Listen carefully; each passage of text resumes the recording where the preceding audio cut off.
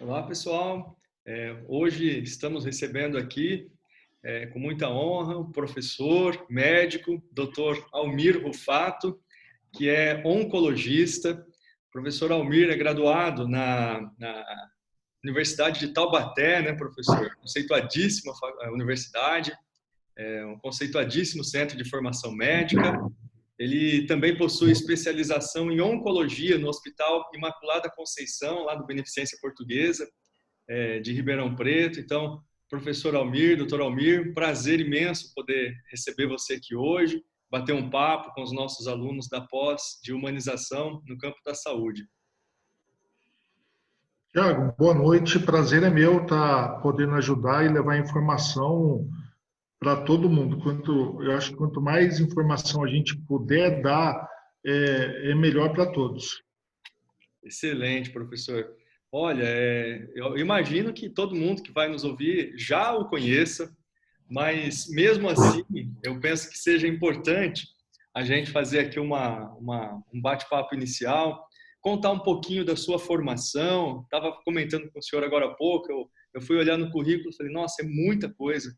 Então, antes de mais nada, assim, eu queria poder fazer uma apresentação mais formal, mas eu queria ter a honra que você mesmo pudesse estar se apresentando, falar um pouquinho da sua trajetória de formação médica e como que isso foi escoando para a área da oncologia, tão importante nos dias atuais. Bom, como você falou, eu sou médico, eu formei na faculdade lá em Taubaté. Depois eu fui fazer residência de oncologia em Ribeirão Preto, da Beneficência Portuguesa. Eu fiquei 3 anos fazendo residência, depois eu fiquei mais 1 ano e meio que eu fui um dos coordenadores, preceptores da residência. E aí, pela ironia do destino, minha esposa é pediatra, é, teve várias situações na família dela, ela veio para Penápolis e eu vim junto. Em Penápolis, comecei trabalhando na Santa Casa aqui de Penápolis. Fiquei mais ou menos uns 2 anos fazendo o setor de oncologia e eu fui chamado para coordenar o serviço de oncologia em Lins. A Unimed estava fazendo na época um serviço, isso foi mais ou menos em 2003, 2004.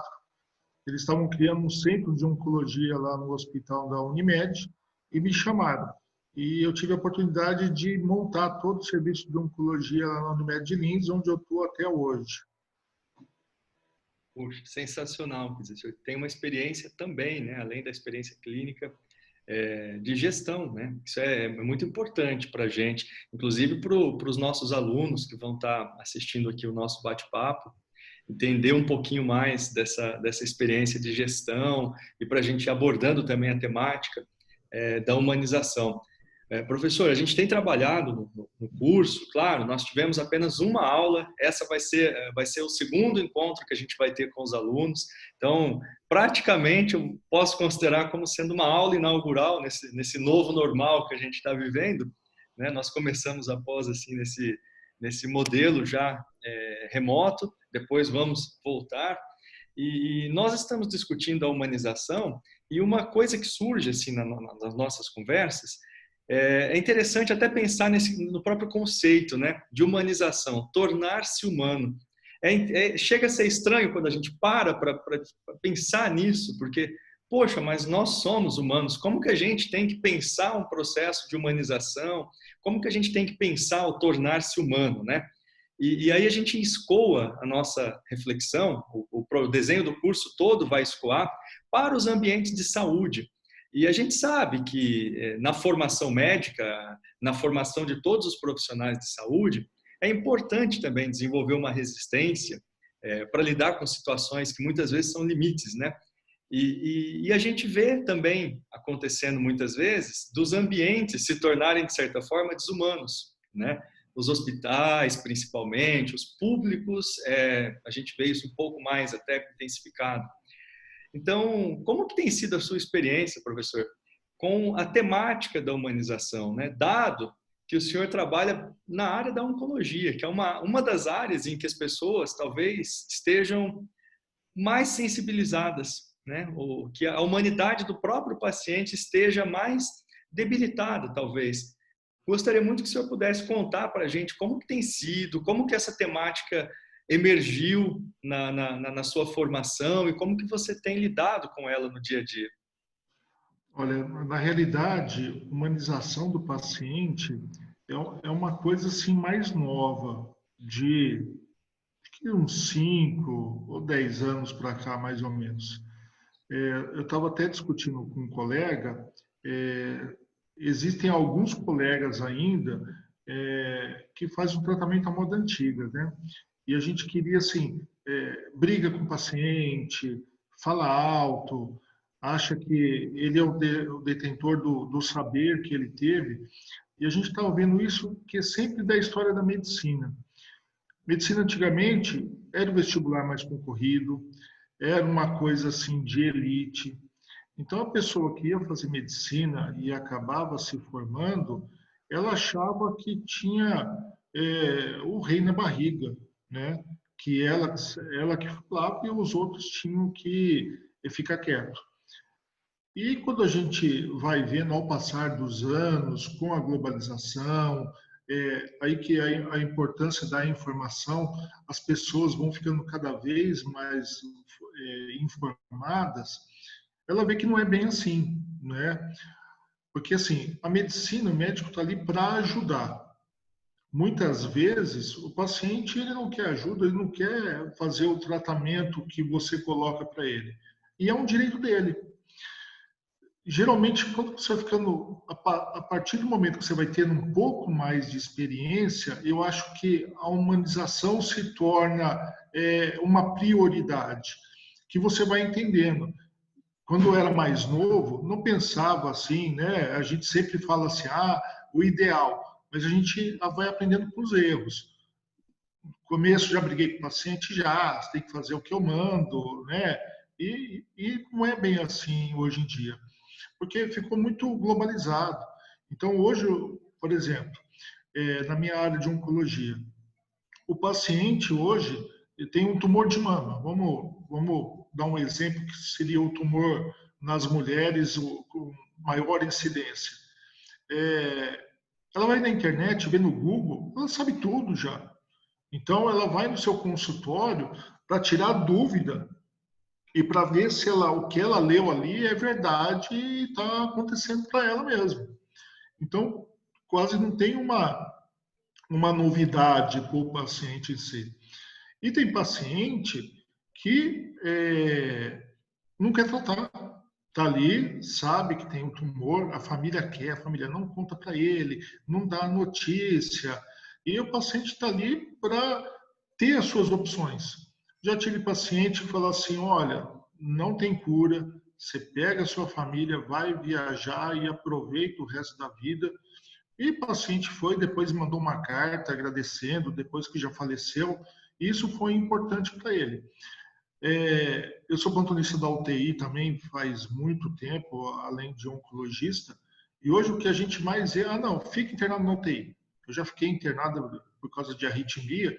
Nossa, você fica um dia ali, você já quer sair correndo, mas o cara que fica 1 ou 2, 3 dias, então você conversa. Eu gosto da alta precoce, mesmo que o paciente não esteja assim todo recuperado, vai recuperar com a família na enfermaria, que é importante. Então, a humanização vem daí. É sempre uma história, né, que vem lá de antigamente, quando um só comandava a coisa. Hoje não. Hoje a gente vê que é um tratamento multidisciplinar. E eu acho que quem faz as regras é o próprio paciente. Você coloca ali qual é o tratamento e coloca ali, tenta falar o melhor tratamento. Ele pode pedir uma segunda opinião para o outro. Tem médico que fica chateado, tem médico que não fica, não vai tratar mais. Então, eu deixo bem livre. Só para dar um exemplo disso, atendi uma paciente hoje, eu já tinha operado ela, já tinha feito tratamento com ela, e depois de uns 5 anos apareceu uma metástase. Ela tem um parente lá em Barretos. Ela foi para lá, fez um diagnóstico, começou a fazer o tratamento e hoje voltou para explicar. se eu poderia acompanhar ela. Falei, claro que pode. Ela está em link, se acontecer alguma coisa, não vai sair correndo para tratar em outro hospital. Então, a família vê que você está querendo ajudar. Eu acho que tudo que a gente faz hoje é querendo ajudar alguém. E nunca tive problemas, sempre ficou agradecido. É claro que tem situações que você tem que ser mais, dar a ordem de comando mesmo, né? Mas a maioria das vezes não. Eu acho que cada um tem a sua vida, você explica e você direciona, ou o paciente direciona para onde que ele quer ir. O senhor tocou num ponto que é muito interessante, inclusive para a formação médica e para a formação em geral, né, dos profissionais da saúde, que é a relação do profissional com o paciente, né? Porque a gente lida muito na disciplina com isso, porque o paciente, quando vai procurar o ambiente clínico, hospitalar, geralmente é porque está debilitado, né? Já está com algum problema, a gente não tem na cultura, a nossa cultura não é muito habituada à manutenção. Não, vim para fazer check-up, tá tudo bem, mas Sim, sim. geralmente é porque está debilitado, né? Então, termos esse olhar mais humanizado em todo o ambiente é importante, né? Do acolhimento, da porta de entrada, durante todo o procedimento. Eu lembro de uma conversa com o senhor recente, inclusive, que a gente contava um caso, né, desses, em que a pessoa chega e já é bem tratada na porta, como já muda o ambiente, né? E dar humanidade ao paciente, né? Quer dizer, tratá-lo como um ser que merece esse respeito, porque está ali debilitado, né? Está indo procurar. Doutor, como que o senhor enxerga, o senhor que além de uma experiência de professor e de médico, Senhor, não, pelo amor de Deus. desculpa, Tenho o cabelo branco, mas acho que eu não sou tão velho assim. eu não consigo, a forma, mas eu vou me domesticar aqui, tá bom? Então, Almir, como que você enxerga, tendo essa experiência, além de médico e professor, também de gestor, né? Tendo trabalhado no departamento, coordenado o departamento de oncologia, como que você enxerga, Almir, o que faz ser difícil implantar procedimentos de humanização em ambientes médicos e hospitalares? Olha, na parte de gestão é bem complicado. Sabe por quê? Porque você não vai conseguir agradar todo mundo, porque você mexe com uma grande população. Então, por exemplo, se você está no pronto-socorro e você é gestor do pronto-socorro, você cria algumas regras ali para beneficiar a maioria, né? E isso é em qualquer lugar, né? Você não vai criar, você não consegue conseguir regras individuais para cada um. No consultório é totalmente diferente. Você sabe quando a pessoa entra, a pessoa vai te procurar, você tem uma conversa, você sabe por onde ir, o que agradar, e depois que um retorno, você já tem uma história junto com esse paciente. Na gestão é mais complicado, mas, por exemplo, começa um treinamento de acolhimento. Olha, você coloca a pessoa que vai ter a recepção ali. Ela tem que ter como a sensibilidade. Moça, eu estou com uma dor de cabeça e vim aqui passar. Não, tá tudo bem com o senhor, tal. E tem outra pessoa que chega vomitando. Ela não vai parar ali na frente para fazer uma ficha. Então tem que ter a sensibilidade de alguém te pegar e colocar numa sala e você já ter começado o primeiro atendimento. Não precisa ser o médico muitas vezes. Tem uma enfermeira ali, vai medindo a pressão, olha, está vomitando, começou de quanto. Faz uma história e tenta acalmar a família, né? Então, na gestão é muito complicado que você não mexe no individual, você está mexendo bem no coletivo. Você tem que agradar a maioria. Acho que não existe um número mágico. Quando a gente faz gestão e a gente fala assim, mas eu quero agradar todo mundo, você não consegue. Um número mágico para a gente, que eu acho que a gente tem que ficar ali, que você nunca vai ser unanimidade, eu acho que seria 80%. Eu acho que de 80% a 85%, olha, é uma maravilha. E muitas vezes aquela pessoa que não teve o agrado no primeiro atendimento, tem que ter uma pessoa para ver o pós-atendimento. Olha, foi tudo bem na consulta ou na cirurgia, você liga, aconteceu alguma coisa, né? Então, é mais complicado. Eu acho que é mais fácil tratar o indivíduo e a família, porque você cria uma história com ela, você cria um vínculo. E a partir do momento que eu vejo assim, se você não criar vínculo com alguém, não dá certo. Entendeu? Você pode ter complicações, mas, por exemplo, alguém fala que você já estava errado e não teve, que o outro era melhor, então depende muito. A partir que você não cria vínculo, é melhor você deixar as pessoas tratar em outro lugar, porque aí cada vez vai complicar. E é difícil, se você não criar um vínculo, é difícil você reverter essa situação. Né? Isso em qualquer situação. Mas lá quando a gente vai, a gente tem um pré-atendimento, hoje todo mundo tem, né? Então chega no pronto-socorro, ou no hospital, tem alguém que recepciona, tem alguém que vai pegar, você já vai conversando no corredor, veio fazer cirurgia, isso, não. Aí o profissional é excelente médico, está aqui, para deixar a pessoa mais confiante, porque ela chega no hospital com medo, né? Com receio de fazer. Vai uma pessoa para acalmar, calma, vamos ver o que está acontecendo. Você quer ter pessoas que ficam nervosas, muita situação, começa a gritar, olha, meu amigo, eu estou aqui para ajudar, entendeu? Então, vamos a gente sentar, vamos pensar numa solução junto, que a gente vai para frente e vai dar tudo certo. Então, você vê que a pessoa, ela baixa a bola e depois vai pedir desculpa, eu estava nervoso, e você já muda de assunto, não é por isso, porque se você entrar numa onda, a pessoa briga, você retruca, outra briga, você sabe onde que vai parar, não dá certo isso. E aquele negócio, cada um tem a sua urgência. Pode ser uma cólica de rim para mim, eu estou aqui na minha casa, tomo um remedinho, e pode ter alguém com a mesma cólica que sai correndo, chorando e tem que ir ser medicado. Então, dor e o que a pessoa sente é muito subjetiva, né? É de cada um. Quando você vai a essa parte humanizada, você tem que ter a sensibilidade de tentar ver que aquele indivíduo precisa e tentar ajudar. Quando a gente chega no hospital, que a gente está coisa, você vê a cara do paciente ou até do colega, da enfermeira que está ali todo dia, você vê que não está normal. Aconteceu alguma coisa? Não. Muitas vezes só de falar bom dia, o cumprimento, está precisando de alguma coisa? Não, doutor, porque não sei o quê, então já muda o astral. Então, a humanização não é só do paciente.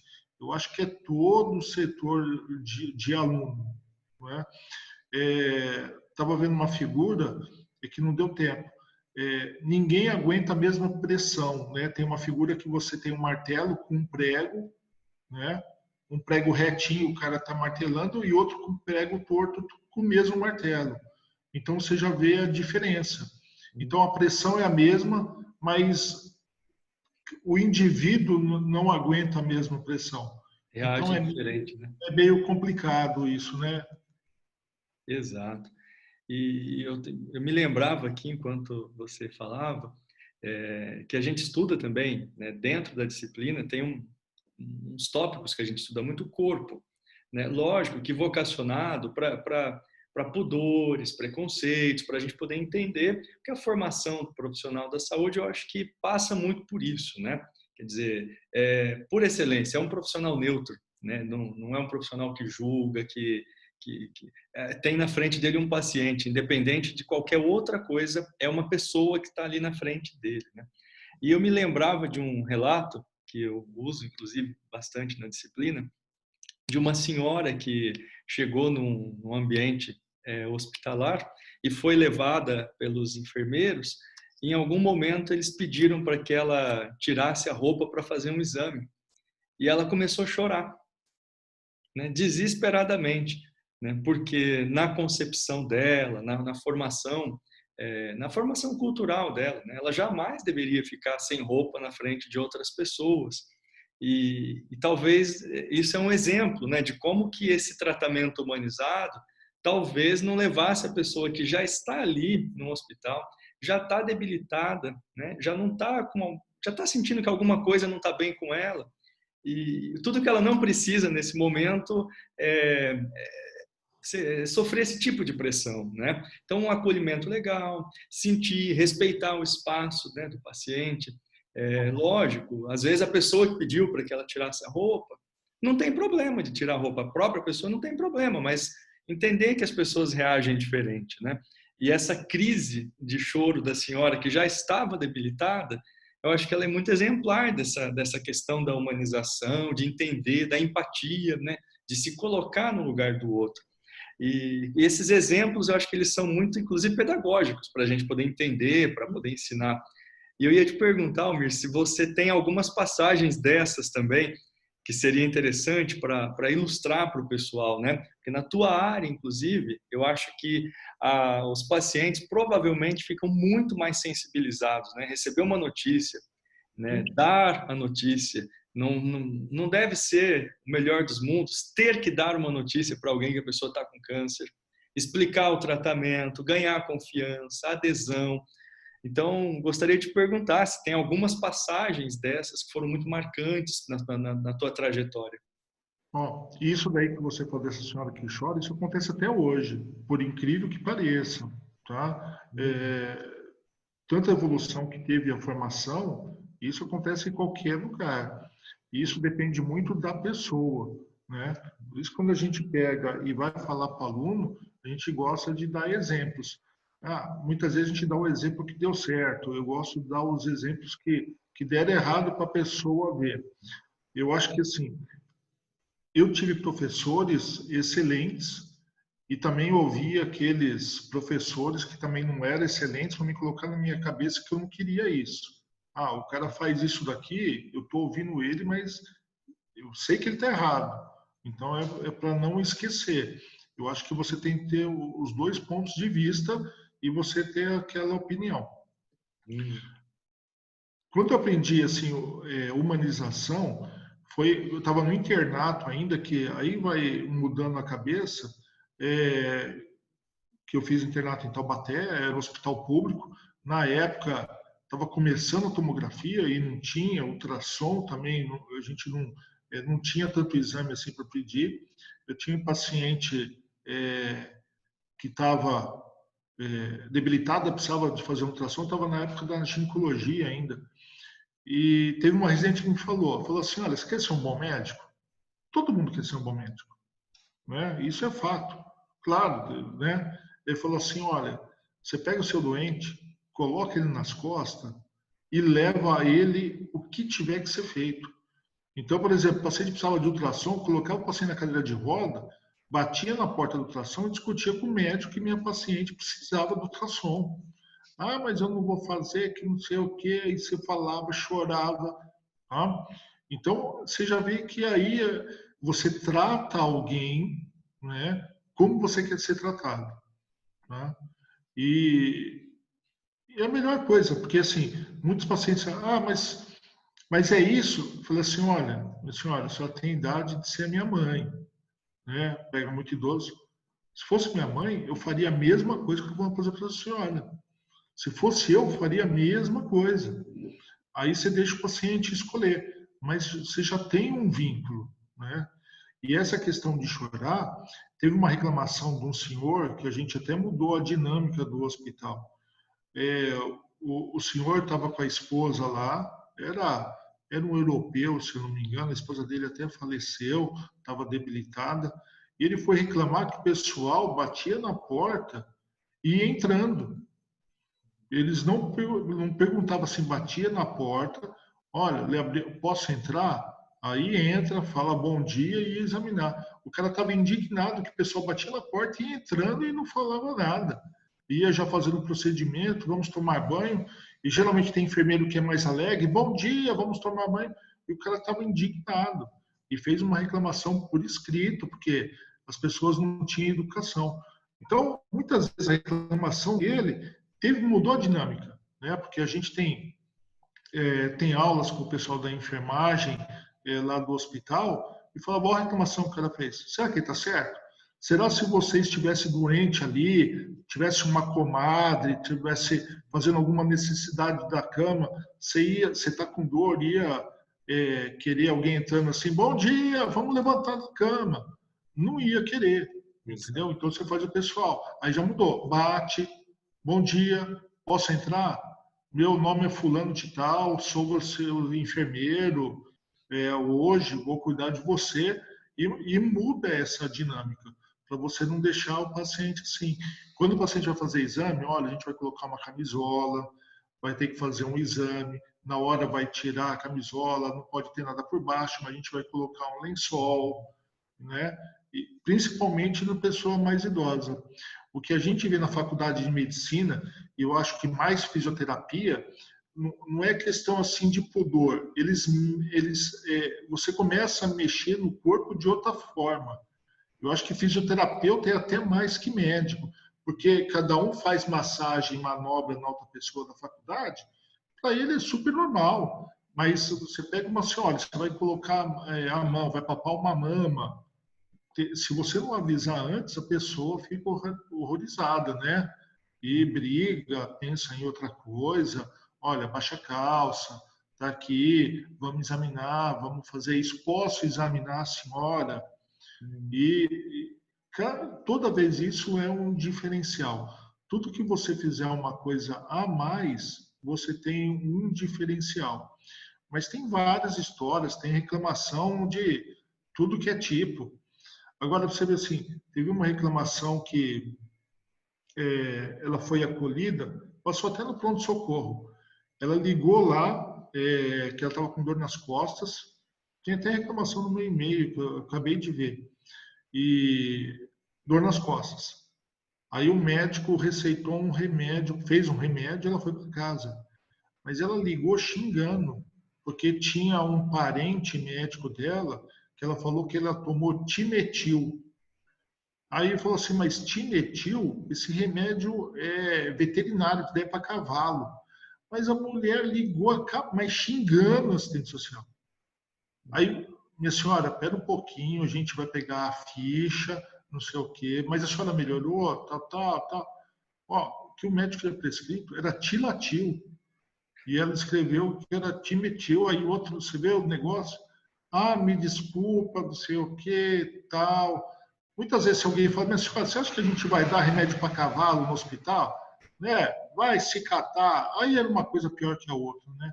Então você tem que ouvir o que é a reclamação, tem que ver o que você pode ajudar. Olha, acho que a senhora entendeu errado. O que ele está escrito aqui na ficha é um anti-inflamatório, dor nas costas. Então o remédio chama Tilatil. Aí, olha, eu vou mandar o e-mail da reclamação e toda a ficha da senhora fica. Ah, obrigado, deve ter entendido errado, me desculpa pelo tratamento. E aí que você pode falar, olha, não trata a pessoa assim, reclamação, pode fazer, faça por escrito, vem ver antes de gritar. E aí você vai começando a educar as pessoas. É importantíssimo, né? Porque, embora compreensível, porque a senhora que está reclamando provavelmente estava numa situação fragilizada, né? Sim. Mas também não dá para se perder a oportunidade de dar esse Educar. treinamento, Eu né? acho que é De educar. educar, de educar. Educar. Fundamental. Você tem que ir educando todo mundo. É muito Exato. complicado. Eu já tive paciente, olha, que você dá, na época da notícia, né? Você não tem uma forma mágica de falar que a pessoa tem câncer, tá? É igual a mesma coisa, como você fala que morreu? Você tem gente, olha, não, cada um tem um jeito de falar, cada um tem uma formação que acha melhor. Toda vez que eu vou dar uma notícia, eu sou bem claro para o paciente. Aí o paciente fala assim, ó, minha senhora, a senhora tem câncer, isso é um tumor, a gente vai tratar, não sei o que e tal. Ah, doutor, eu prefiro ser sincero com meus pacientes, porque eu gosto que sejam sinceros comigo. Aí eu falo tudo que vai acontecer. Olha, a chance de cura é mais de 90%. Graças a Deus que a senhora pegou um tumor pequeno. Tem gente aqui, ó, que queria estar no lugar da senhora. Porque você vai dar exemplos. Tem gente aqui que aparece, não dá nem para fazer nada, não dá para fazer nenhum tratamento. Então, você vai ganhando a confiança. E a partir do momento que o paciente confia em você, não tem para ninguém. Muitas vezes, é igual hoje a gente fala muito em tratamento paliativo, tá? Na época da faculdade eu fiz um trabalho de final de vida, de paciente terminal, e a gente estava falando da morte. Então, eu acho que não tem problema de morrer. Todo mundo vai morrer. Eu acho que você tem que morrer com dignidade, sereno e, se possível, claramente sem dor. Tá? Falo para a família, sofre quem é que fica, entendeu? Te garanto que a pessoa que falece por alguma coisa, a gente vai dar o melhor tratamento possível e tirar a dor. É o que a gente pode fazer de melhor naquele momento e consolar a família. Então a gente vai preparando, entendeu?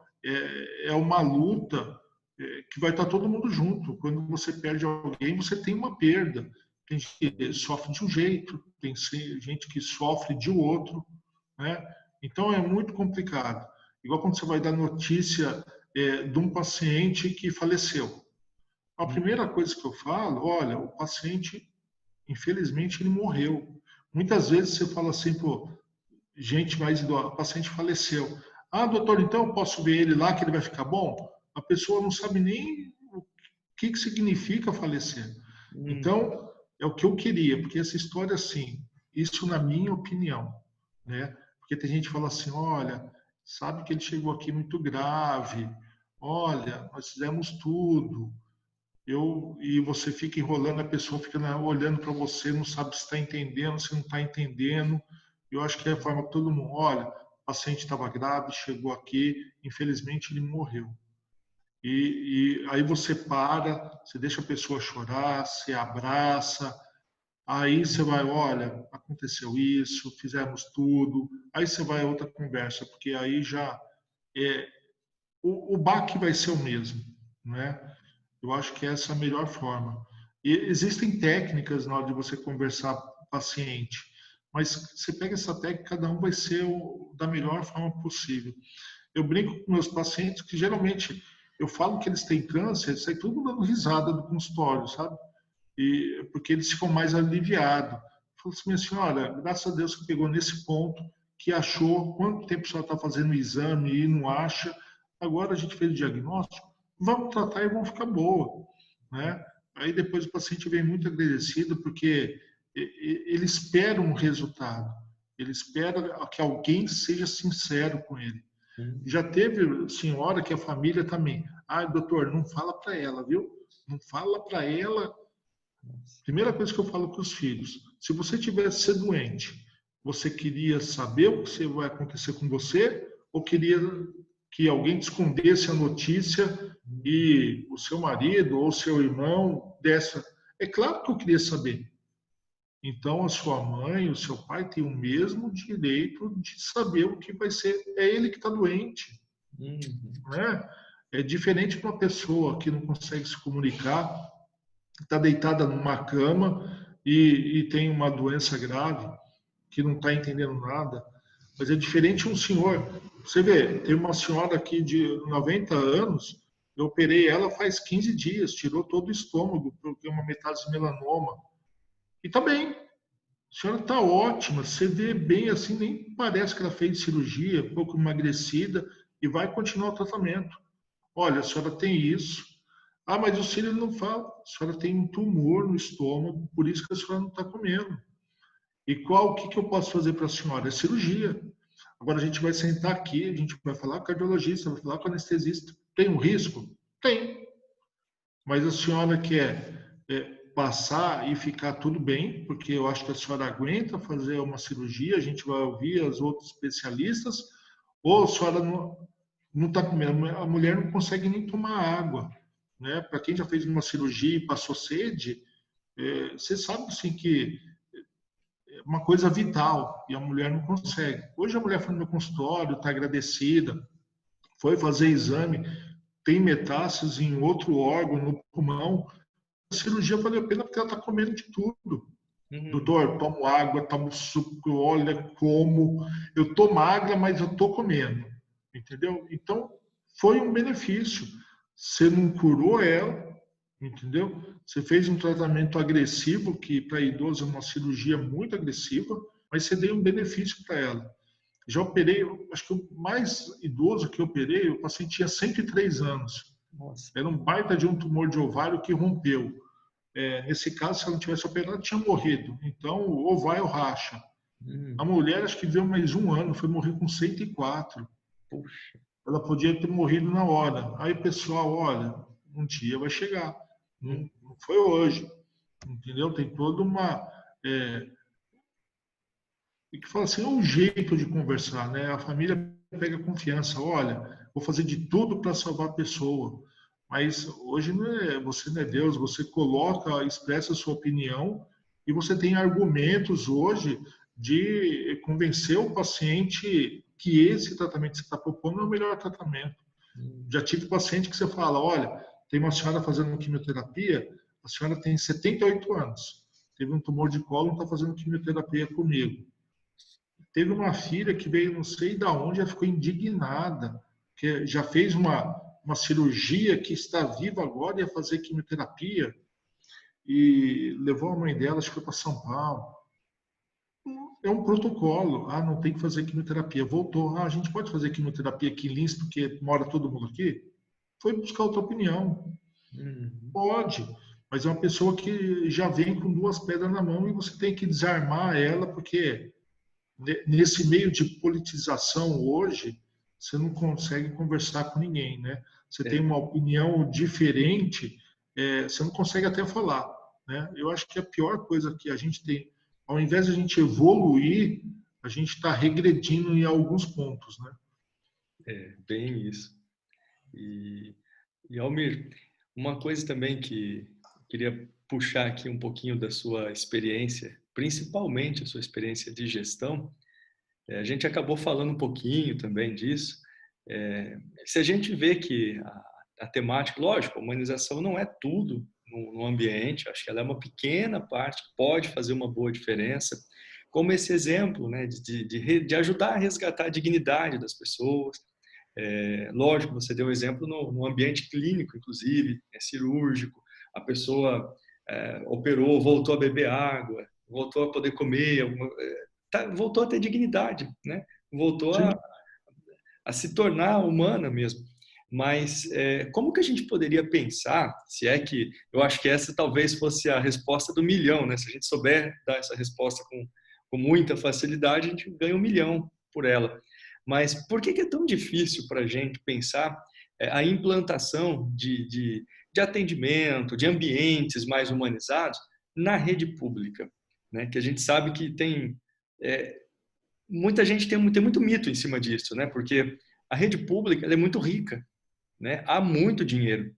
Se a gente comparar qualquer sistema privado e o sistema público, muito provavelmente o sistema público é muito mais rico, tem muito mais recursos, né? E por que é tão difícil a gente conseguir implantar a humanização em ambientes públicos? Porque você vai num hospital, não pode ser plano de saúde ou em hospitais privados, geralmente já tem uma diretriz nessa linha, né, de um atendimento mais acolhedor, o ambiente também já é pensado de uma forma mais acolhedora. E por que no público, que é onde tem mais dinheiro, tem mais recursos, por que é mais difícil implantar esse ambiente acolhedor, esse ambiente mais humanizado? Olha, hospital público é um problema, ainda mais no dia de hoje, né? Eu sou de uma época que era pequeno, o hospital público é referência, né? Em outros países, quando a gente vai viajar assim para algum lugar, como a gente só vê medicina, a gente fica procurando como que é o sistema de saúde nos países que você vai, né? Teve uma época que eu fui para a Argentina e eu fui fazer um passeio com um camarada lá que levou a gente e ele mostrou um baita de um hospital. O hospital era lindo, público. E ele falou assim, olha, tá vendo aquele andar? Acho que era o nono andar.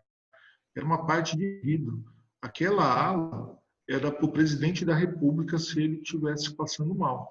Então, qualquer coisa que aconteceu, aquela ala inteira está preparada para o presidente da Argentina. Ele faria tudo ali. É um centro cirúrgico à parte, não sei o quê. E eu falei assim, oh, mas e convênio? Não, convênio aqui não serve.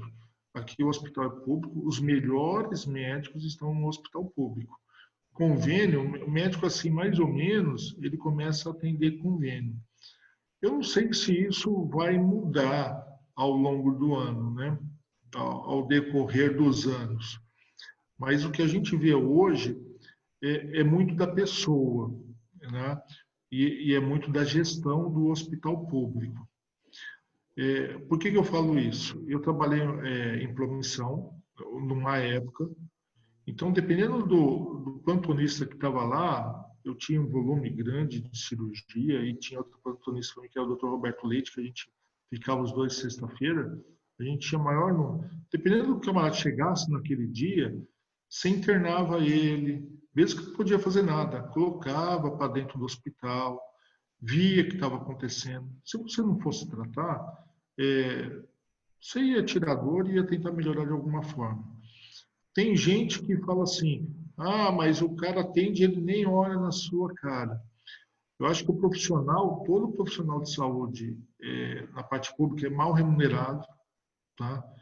É uma alta demanda, não dá para atender essa alta demanda e você tentar dar o melhor de você, a pessoa fica exaurida, não aguenta ali 6 horas.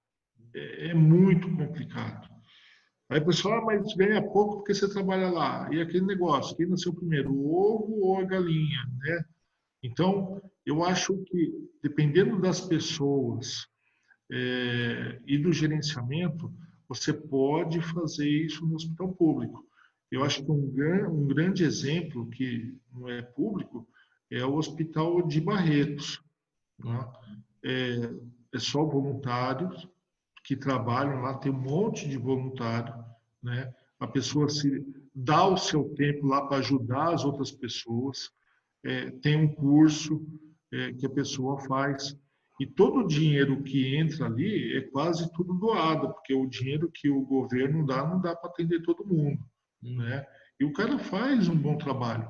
Então você vê que tem essas possibilidades, né? Eu me lembro aqui, igual na nossa cidade, quando eu estava na faculdade, Penápolis foi piloto do SUS. Eu não sei se teus alunos sabem, né? Isso é um pouco de história. Antes de ter o SUS no Brasil, a pessoa, eu acho que era INPS ou INAMPS, a pessoa era ferroviária, ela tinha que ter um emprego para ela ser atendida no hospital público e no hospital do estado. Você tinha que levar sua carteira assinada, né? E quem não tinha nada disso, você não tinha emprego, você era considerado indigente. E aí que você ia ser atendido na Santa Casa, que tinha as enfermeiras lá que faziam as freiras, né, que faziam, muitas vezes cuidavam, dá para cuidado de higiene até, e fazia o tratamento da Santa Casa. Quando, se eu não me engano, foi 88, mais ou menos, 86, que começou virar o Sistema Único de Saúde, que eles queriam universalizar a saúde para todo mundo, Penápolis foi, acho que a primeira cidade que implantou o SUS aqui. E depois daqui saiu o Brasil inteiro. Então o negócio foi criado aqui na cidade. E na época que eu vim para cá, eu comecei a namorar minha esposa em 91. 91 eu já via para cá, a saúde pública era bem diferente do que é hoje. Cada bairro tinha um posto, a Santa Casa, o pronto-socorro, o atendimento era fenomenal. Tinha um ambulatório de especialidades, tinha cirurgia, eu acho que tinha os médicos ali que estavam comprometidos em atender os pacientes, não tinha fila. E aí o que aconteceu? De uns anos para cá, isso foi deteriorando, cada vez foi ficando pior. E a gente hoje que não tem um caos. Muda a diretoria de um lado, muda a diretoria de hoje. Por exemplo, assim, a Secretaria de Saúde e o gestor da cidade, você vê que ele é incompetente porque ele tem que buscar uma organização para promover a saúde. Teoricamente, ele que tinha que promover a saúde.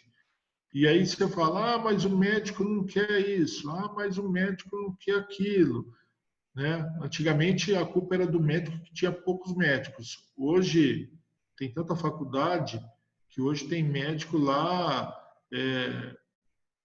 pedindo emprego, então você vê que não é essa culpa, né?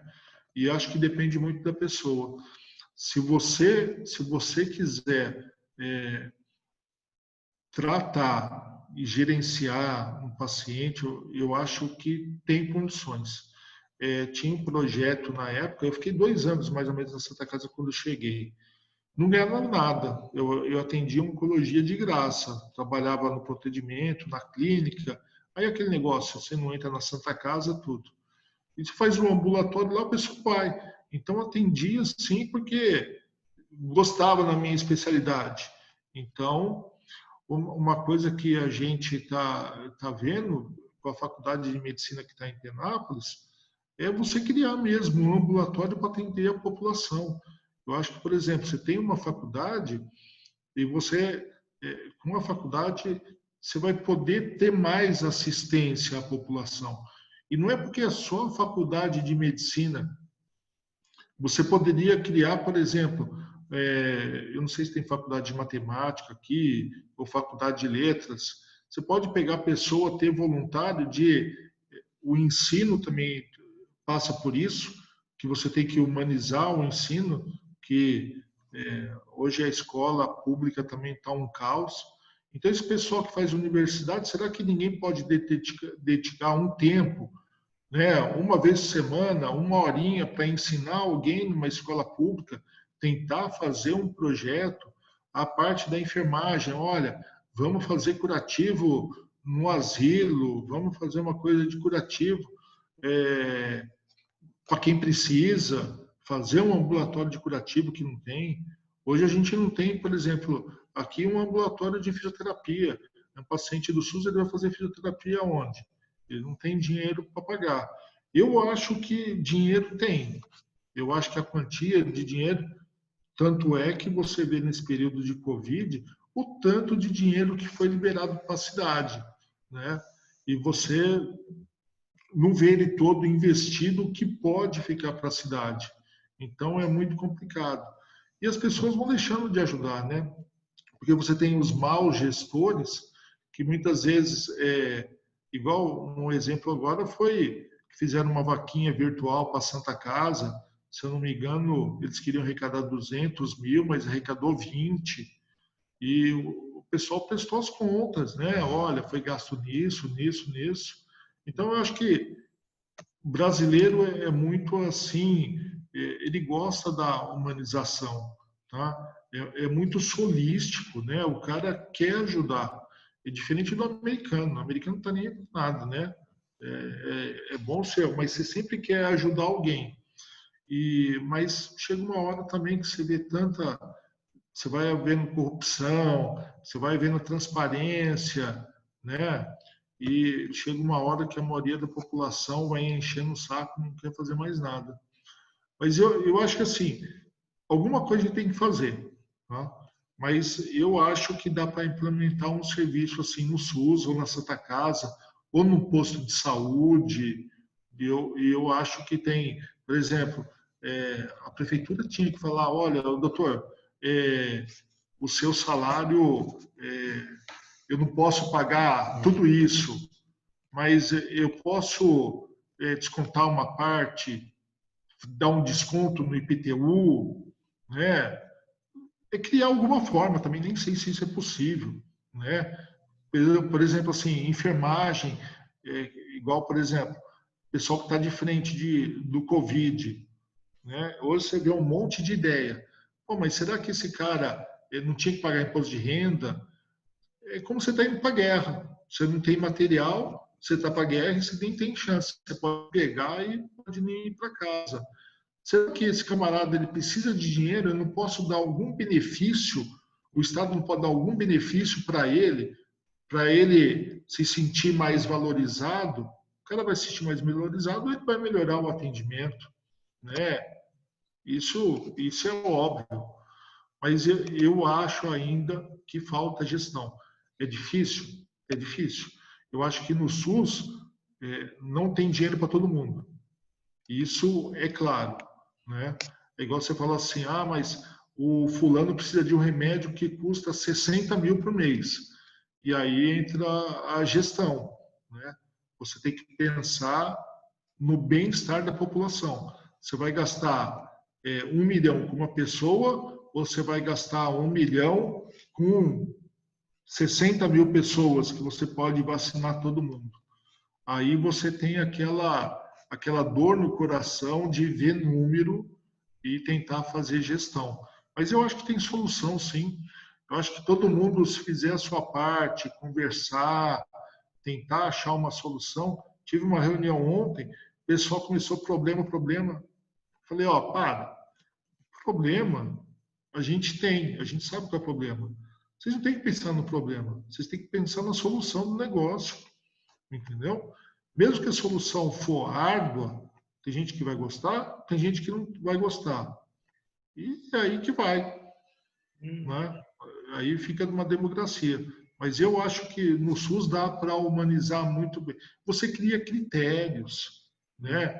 Você pega assim, a partir do momento, você vê assim, você vê as mesmas pessoas que trabalham no hospital público e trabalham no hospital particular ou outro hospital. As mesmas pessoas se comportam de modo diferente. É inacreditável. Você não pode pegar a mesma pessoa que você faz lá, você chega no horário, eu trabalho em Lins, está 7 horas lá, eu estou 7 horas lá.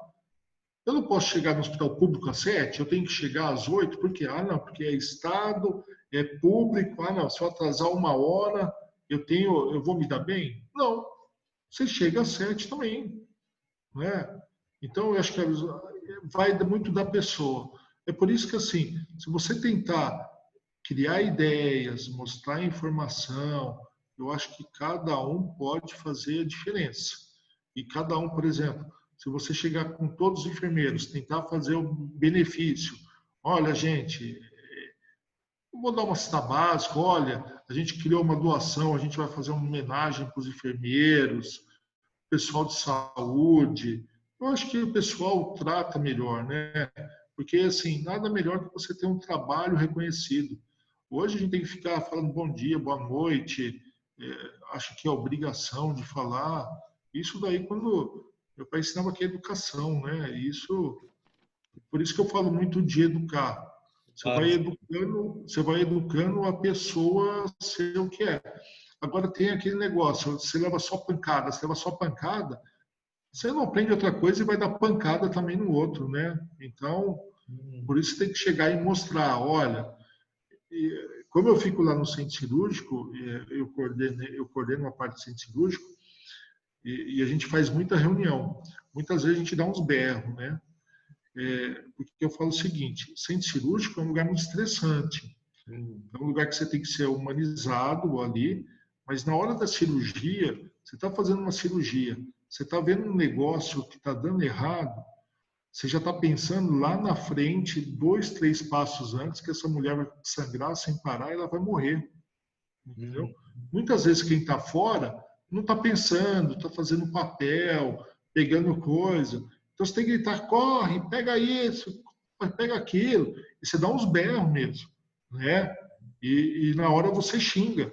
Depois que você contorna toda a situação, pronto, aí você faz piada, tem gente que chora, mas o pessoal que vai trabalhando nesses ambientes sabe que é do momento. É a mesma coisa que você jogar bola. Você não vai jogar bola e, vem aqui, passa para mim. Não, você briga, xinga, não sei o quê. Acabou o jogo, todo mundo é amigo. E geralmente nesses ambientes mais estressantes é assim mesmo. Setor de emergência também, igual pronto-socorro, é muito complicado.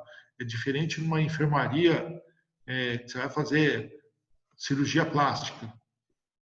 Então, tá lá, a pessoa já está tendo problema, ela vai sair lá com um riso, se o cara não fizer nada assim de complicação, né?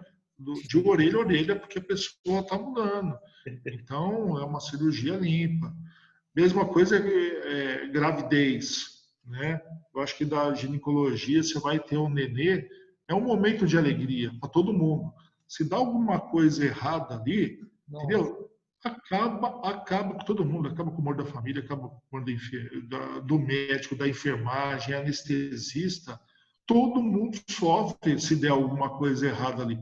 E tem hora que vai dar, né? É. E aí você tem que ver a parte da humanização é nessas horas que dá errado, porque na hora que dá tudo dando certo, Tá você nem ótimo. precisa fazer nada que tá todo mundo dando risada, né? Eu me lembrei de um relato aqui que eu uso, um dos artigos que eu uso com o pessoal também na disciplina da graduação em medicina. Tem um relato que eu acho bastante interessante, porque você mencionou a tensão, que eu acho que é inerente ao centro cirúrgico. Você tem que tomar a decisão naquele momento, não dá para adiar. Você é o médico, você tem que decidir, você está vendo alguma coisa errada e vai. Mas eu acho que é um tipo de externalização, eu até diria assim, entre aspas, agressiva, mas eu diria Sim, até incisiva. Tem que sim. ser. Bom, agora, tem um outro caso que eu trouxe num dos artigos para os alunos também, que o paciente tinha sido anestesiado e aparentemente estava inconsciente, mas ele estava ouvindo, né? E os estagiários ali, eu vou chamar assim, porque eram alunos que estavam pela primeira vez entrando no centro cirúrgico para acompanhar, começaram a fazer piada da paciente, chamando de baleia. Nossa, quem que vai operar essa baleia, tal? E o relato dela depois. Ela falou: olha, eu estava lá, eu não estava inconsciente, eu estava consciente, eu estava ouvindo, eu só não tinha movimento, eu não tinha reflexo, eu não podia reagir, mas eu me sentia a pior pessoa do mundo, principalmente porque eu não vi quem estava falando isso, eu não podia reagir, eu não podia falar não, eu não sabia o que vinha dali para frente.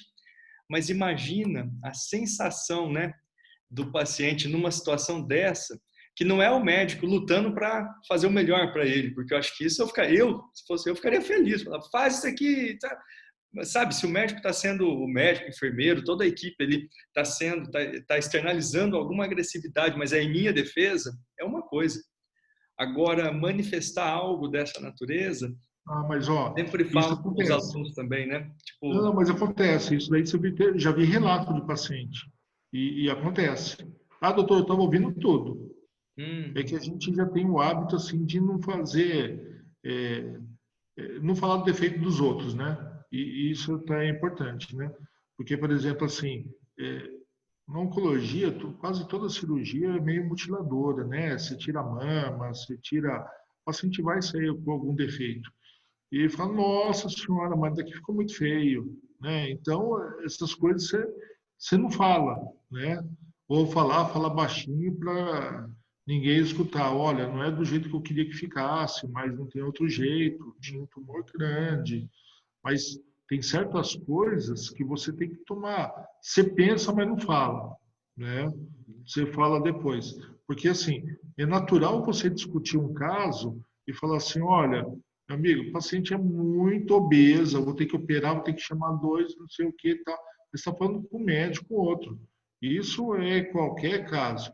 É diferente de você aí ficar falando toda hora. Pelo amor de Deus, eu não vou operar mais paciente gorda. Pelo amor de Deus, como dá trabalho. E você fica. E se o paciente ouvir, e tem relato que ouve mesmo, porque está acordando na anestesia, e porque assim, ainda mais se for anestesia hack nas costas, você faz só uma sedação. É como se o paciente estivesse dormindo. hum, É uma sensação que você tem um sonho, estou sonhando que alguém estava me chamando. Ela está ouvindo o que está acontecendo. E isso é bem complicado.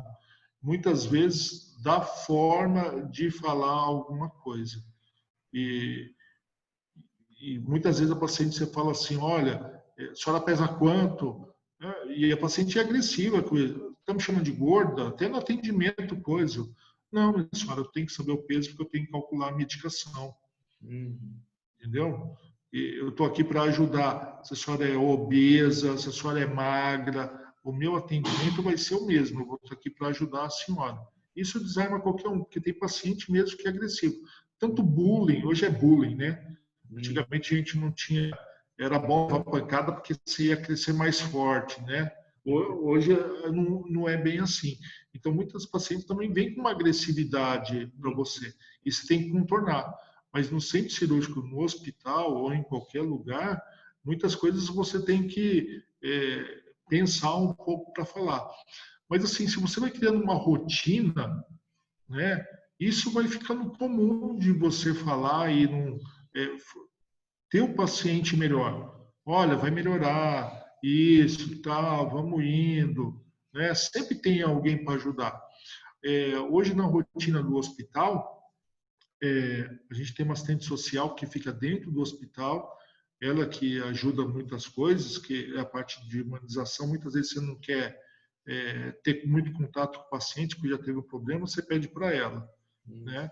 E a assistente social é uma pessoa, acho que é iluminada, né? Porque ela só leva pancada, pancada, pancada e fica ajudando as pessoas e fica contente de ajudar as pessoas, né? É diferente que assim que é resultado, né? Então quem faz faculdade de assistente social, olha, acho que é um karma, acho que é melhor ser freira do que ser assistente social, porque é só reclamação 24 horas. Então, qual é a rotina do hospital? A gente tem uma enfermaria, então tem paciente clínico e cirúrgico. Aí os técnicos de enfermagem são divididos por quarto, então cada técnico pega 2 ou 3 quartos, a dupla, né, para tratar os pacientes. Dá banho, não sei o quê, tal. A enfermeira faz uma visita de todos os pacientes, porque ela tem um relatório, vê reclamação, vê tudo. E a assistente social, ela pega essas reclamações, ela faz uma visita nos quartos também, já sabendo da reclamação do coisa. Então ela já vai armada.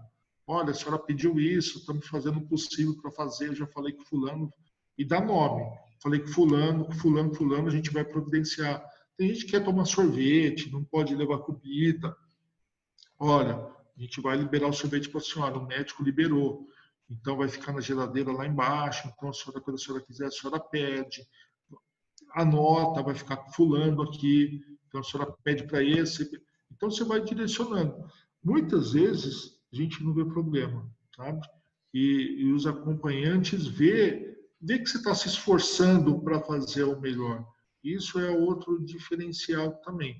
No centro cirúrgico já é uma outra rotina. Hoje a gente fica uma enfermeira lá, tem os técnicos, a gente faz uma rotina de cirurgia segura. Então, quando o paciente chega, ele já chega no maca olhando para cima para o teto, porque ele vai na maca. Você chama pelo nome. Ô, senhor fulano, tudo bem? O senhor vai operar isso? E já vai colocando no negócio, na rotina. Olha, fica tranquilo, vai dar tudo certo. Aqui no centro cirúrgico é assim mesmo. É um monte de gente, vai para lá, correria, mas essa é a rotina do centro cirúrgico, e vai conversando, sempre tentando acalmar o paciente. Olha, a gente vai passar de cirurgia agora. Tem um anestesista, que é Jorge, eu até brinco com ele que podia levar o gravador. Olá, tudo bem? Meu nome é Jorge, eu sou anestesista e vou fazer aqui vou fazer sua anestesia para cirurgia. Tá tudo bem? A anestesia vai ser isso, daqui a pouco a senhora vai acordar, vai acabar, a senhora nem vai ver nada, tal. Então é um modo de falar. E ele fala toda a cirurgia, ele fala a mesma coisa, com aquele mesmo tom, e vai indo. Aí ele pode estar brigando com alguém na outra sala, mas aí quando ele chega, respira e fala a mesma coisa. Muitas vezes a gente fala para enfermar, na UTI é outra rotina. É paciente grave, não está tendo visita, aí liga, informação de paciente. Muitas vezes tem que parar a visita porque você está uma urgência e atrasa a visita. Então, imagina você vai visitar uma vez só ao dia. A gente não tem uma UTI que você fica em grande centro, você consegue ficar o tempo inteiro com o paciente lá, que hoje seria UTI humanizada, que é um quarto fechado e você fica com uma pessoa só lá, né? E um acompanhante junto. Hoje, na maioria dos hospitais aqui, a gente não consegue fazer isso. Mas aí, por exemplo, olha, fala que tá atrasando, teve uma urgência, que entrou agora, não era nenhum paciente aqui, então você já alivia quem está esperando, você já dá uma notícia, então já tem a preocupação de avisar. Um caso interessante que a gente acostumou fazer, teve um paciente que eu encaminhei lá para São Paulo. ele foi operar intestino, ele foi fazer uma cirurgia robótica, era um tumor do intestino, o paciente era obeso, era muito obeso, mas tinha posses lá, então ele quis para o melhor lugar. A cirurgia começou 9 horas da manhã. Aí o relato do desconhecido foi acabar 2 horas da manhã. Nossa. O cara ficou quase 18 horas operando. E aí o pessoal no quarto. Aí o cara lá com o robô foi operando, tal. Passou 2 horas. Aí o quarto, os acompanhantes receberam uma ligação. Aqui é a enfermeira fulano de tal, do centro cirúrgico. O doutor fulano de tal pediu para avisar que a cirurgia vai demorar um pouco mais que o previsto. Ele pediu para avisar que estava tudo bem.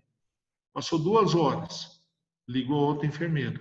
Depois de 4 horas, começou a ligar de hora em hora para avisar a família.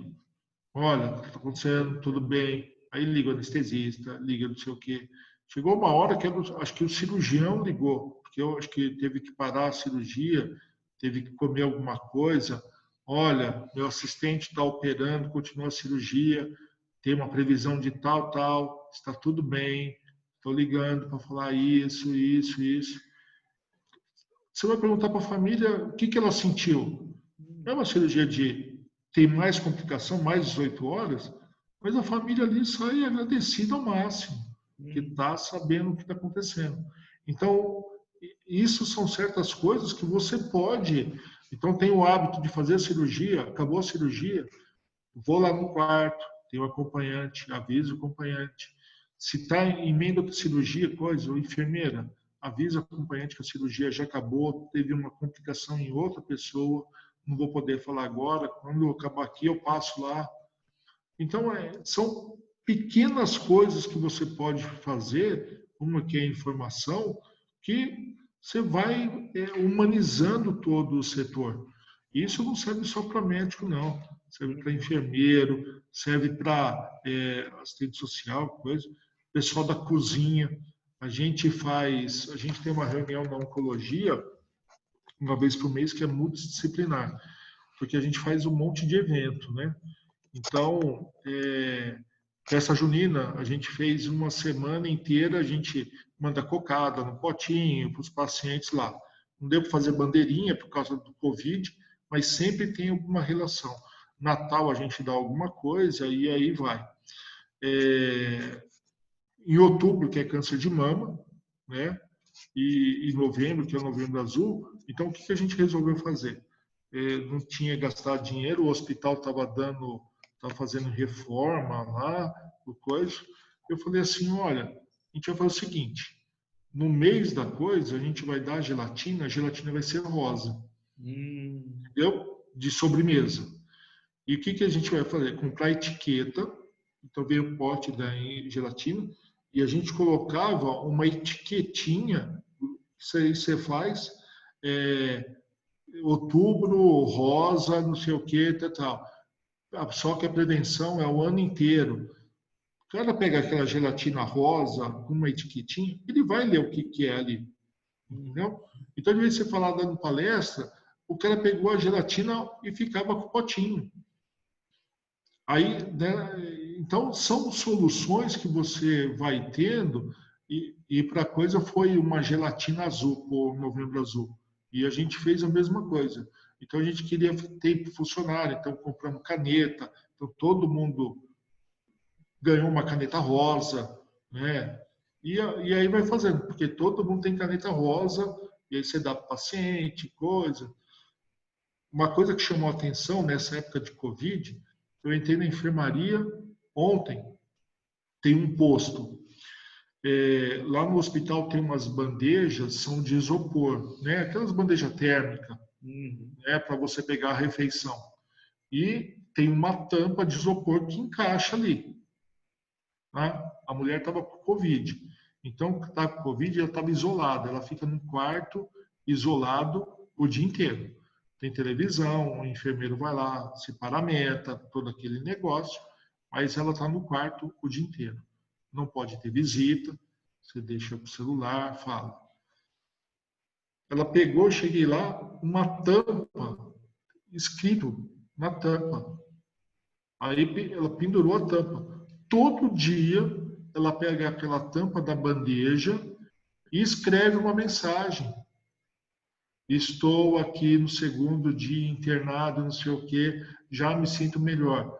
Obrigado pelo carinho aos enfermeiros, médicos, limpeza que vem aqui, não me trata com discriminação, sempre com carinho, não sei o quê. Todo dia ela pega a tampa, aí eles passam álcool na tampa e pendura ali. Então, todo dia ela escreveu uma mensagem.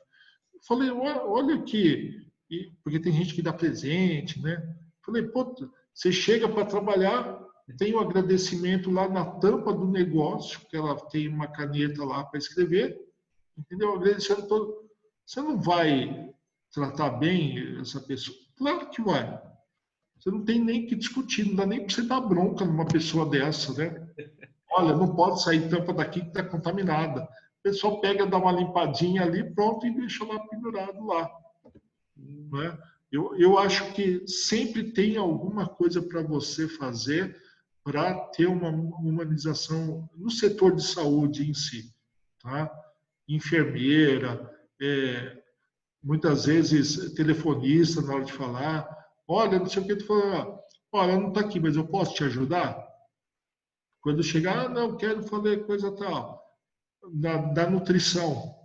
A nutricionista passa, tem duas nutricionistas, passa todo dia para ver o cardápio. Olha, você pode dieta geral, tem alguma coisa que você quer mais? Ó, é só líquido. É uma dieta líquida, tem sopa, mas a gente pode fazer um tipo de suco diferente que te agrada mais, está precisando de alguma coisa. Então, eu acho que a humanização eu acho que é a base. Eu acho que você ser bem educado e tentando fazer é a base de tudo. O que vier vai ser uma consequência. Você pode dar certo o seu tratamento ou pode estar errado. Mas eu acho que todo mundo que vai tratar ali é para tentar ajudar. Né? Você não tem como prever as coisas. Eu já tive muito paciente que você fala para o paciente que tem que operar tal e depois de uma semana morre, não aguenta a cirurgia. Aí você pensa, será que eu tinha que ter operado? Será que eu não tinha? Será que eu privei ele de um membro da família? Entendeu? Ah, tem paciente, o doutor não quer tratar. Ah, é decisão dele.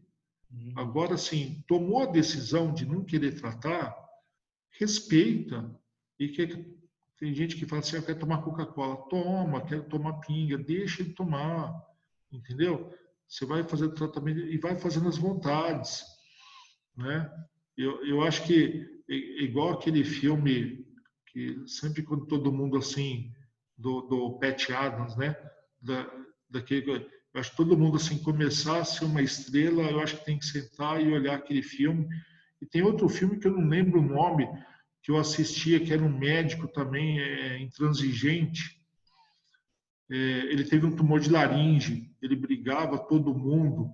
Depois ele teve um tumor de laringe, ele teve que ser operado. Aí ele, no final, ele pegou todos os residentes, que o residente também não falava nome de paciente, era número. Paciente do quarto tal, isso. Ele fez os residentes passar um final de semana do hospital e deu uma doença para cada um. Então eles iam passar por tudo que ele passou. Né? Não, o cara, você tem um tumor de reto, vai fazer todos os exames, vai ficar na fila. É um filme sensacional. Eu vou pegar, depois eu te passo. É outro que vale a pena assistir para todo mundo. Legal. O Almir, olha, eu conversei contigo antes, falei, um papo rápido, meia hora, 40 minutos, nós já passamos de uma hora, e se deixar, eu acho que a gente ainda... A gente vai embora. Porque a conversa gostosa, rende, né? Eu vou aproveitar aqui, agradecer muito a sua disponibilidade, a sua gentileza de fazer esse papo com os nossos alunos da pós, principalmente em tempos como os de hoje, que a gente está todo mundo muito à flor da pele, parar, refletir um pouco, é muito importante para o aluno que está em formação numa pós, né? E muito obrigado mesmo, eu sei, queria também compartilhar com os alunos, né, a sua experiência, porque eu já tive a oportunidade de conversar contigo e é importantíssimo mostrar para os alunos essas experiências, que eles aprendem muito, com certeza.